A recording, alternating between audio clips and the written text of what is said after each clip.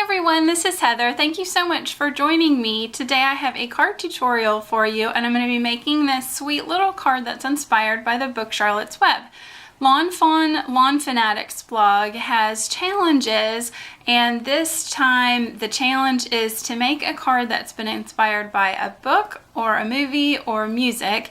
So I was looking through my stamp sets, and I have the Heebie Jeebie set and the Critters on the Farm set, and I thought, wouldn't those be good together to make a Charlotte's Web card? And I also made a fun Lady and the Tramp card as well. I thought I'd just share that with you using a bunch of different stamp sets, and just made the cute little table scene with the spaghetti. But today we're going to be doing the Charlotte's Web card. And I wanted it to be sort of a squarish card for a smaller scene, so I've got a piece of pink cardstock that I've cut to 4 3/4 by 8.5 and folded that over for my base. Then I've got a piece of pink paper from the Lawn Fawn Gotta Have Gigham papers, and this is 4.5 by 4.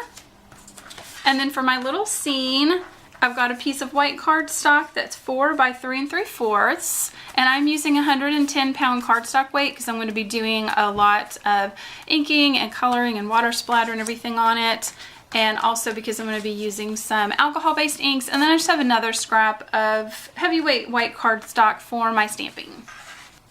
So the first thing that I'm going to do is stamp out my spider's web, and I'll show you how I cleaned off the center so that I could write the sentiment in it. In the book and the movie, she writes some pig in the web. One thing I did want to point out is I had finished my card. I was super happy with it, and I went to get some black glitter pen thinking that it would make the spider web look really nicely, and I completely messed up my card. Have you ever done that where you just like, you're totally done, you go to add one thing and you just mess it up?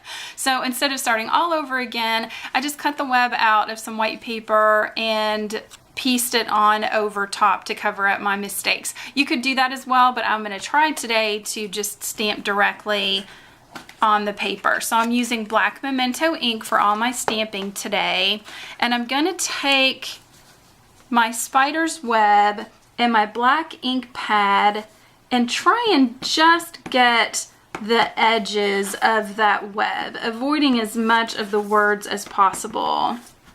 Just gonna ink that up all along the side, just kind of twist it and get that inked up.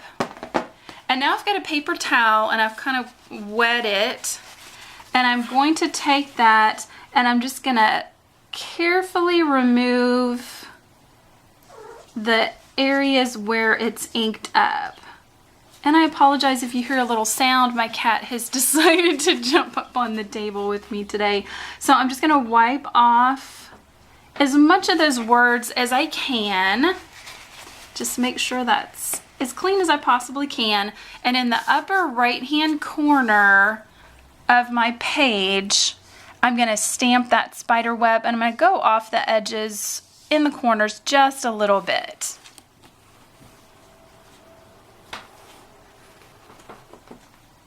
So now I have that spider web without the words. I'm going to take a black pen. I'm using a permanent Le Pen pen just because the tip of it is pretty close to what the width of my stamped image is. So in the center, I'm going to write out some pig, and I want the letters to be kind of a little blocky because that's how she would have written them on the web.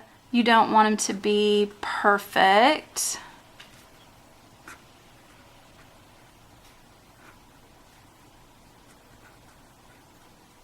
So there's my letters done. And now I'm going to take my pen and I'm just going to kind of connect those closely to the words. I don't want to touch them all the way to kind of, in case I might mess it up. And any of the part of the web that might have gotten wiped away, I can kind of fill that in. And now I've got my letters like Charlotte wrote some pig in the web. So So next, using the same black Memento ink, I'm gonna stamp my fence. And it is gonna go over the web just a little bit, and that's okay. I'm just gonna start off at one end and stamp that out, and just continue on across my paper, lining up the ends of the fence.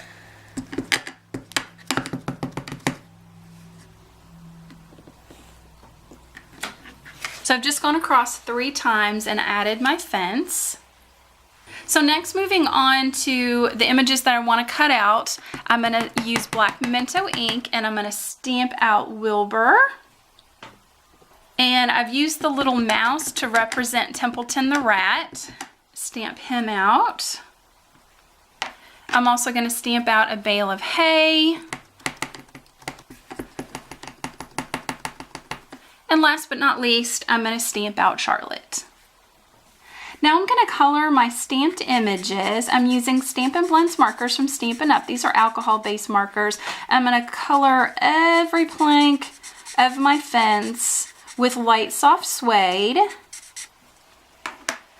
Then I'm going to go in with the dark soft suede and add just a little bit of a shadow. So just down one side of each of the planks of the fence and on the little crossbars there. So I'm just going to do this on the entire fence all the way across. So here's my finished fence. I'm going to move on to my other images, and with light pink pirouette, I'm just going to completely color in Wilbur with the light pink. And now I'm going to take some dark pink pirouette and just add some shading and shadowing to him.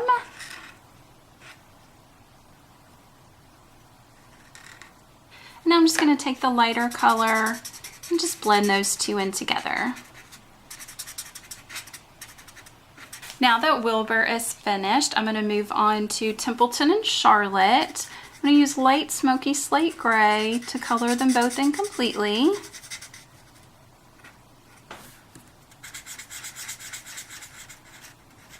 Then I'm just going to take the darker gray and add just a little bit of shadow.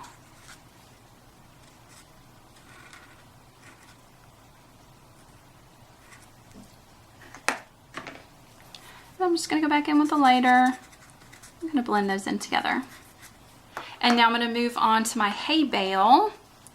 I'm going to take light Daffodil Delight and completely color in the hay bale. Now I'm going to take the darker of the yellows and give a little bit of shadow. And now that I'm done with the yellow, I'm going to go back to the light soft suede, and I'm using kind of the brush tip of the marker, and I want to add just some light little streaks just to give it more of a realistic look of hay. Just a real light touch. So now it looks a little bit more like hay.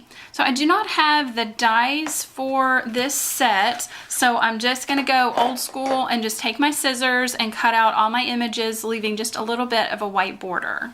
So I've got all my little images cut out, and I'm ready to do some ink blending on my background. So for the sky, I'm using Distress Oxide Broken China. For the grass, I'm using Distress Oxide Peeled Paint, and then I wanted it to look like Wilbur was in a little bit of a mud pile there, so I wanted to add a little brown under him, so I'm using regular Distress Ink Vintage Photo. And I'm using some blender brushes. I've got a video on my channel that I will link in the description box down below that gives you a little bit more information on these brushes. So I've grabbed a piece of scratch paper, and I'm going to start off by inking up the grass. I'm just going to pick up a little bit of ink on this brush, and I'm going to start off onto the paper and just make a light swirling motion. I'm going to begin to add that green. And I'm just going to go up close to the fence. It's okay if it goes over just a little bit. And I'm just going to continue to blend and add some ink on the bottom of my panel. So now I have that nice soft green across the bottom. I'm going to move on to the blue with the sky. Grab another brush, pick up some ink, and I'm going to try to avoid the spider's web as much as I can. So I'm just going to go in, same thing, soft swirling motion, start off on your scratch paper and pull that in onto your scene. And like I said, I'm just going to try to avoid the spider web just so that it'll kind of pop out. So now I'm happy with how my grass and my sky looks. I'm going to take one of these smaller little brushes and add just a little bit of brown down here at the bottom so that it looks like he's got a nice little pile of mud to play in. So now Wilbur has a nice little patch of mud to play in, and I wanted to add just a little bit of texture. And you may or may not know that distress inks react with water, so I'm just taking my water bottle, and instead of using the spray, I like to use the tube that goes down into the water bottle. I'm just dripping it in, holding it over my paper, and making some little splatter marks. And then you can just take your paper towel and just kind of blot that a little dry. So I'm just gonna add some splatters around my scene. So I've added my water splatters to my scene. I love that great texture that it adds, and I'm ready to put everything together. I'm gonna add some tape runner to the back of my pattern paper and adhere that to the front of my card panel.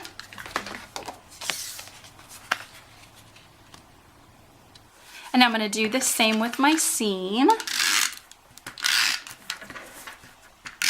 I'm going to center that on, and I've added foam tape to the back of all of my elements. So I'm going to put Wilbur down here in his little mud pile. I'm going to add my hay bale over here. And on Templeton the rat, I kind of added my foam tape up a little bit higher so that I could set him so that it looks like he's sitting on top of the hay bale. And then up here in the upper corner, I'm going to add Charlotte. And there is our finished scene card inspired by the book and movie Charlotte's Web.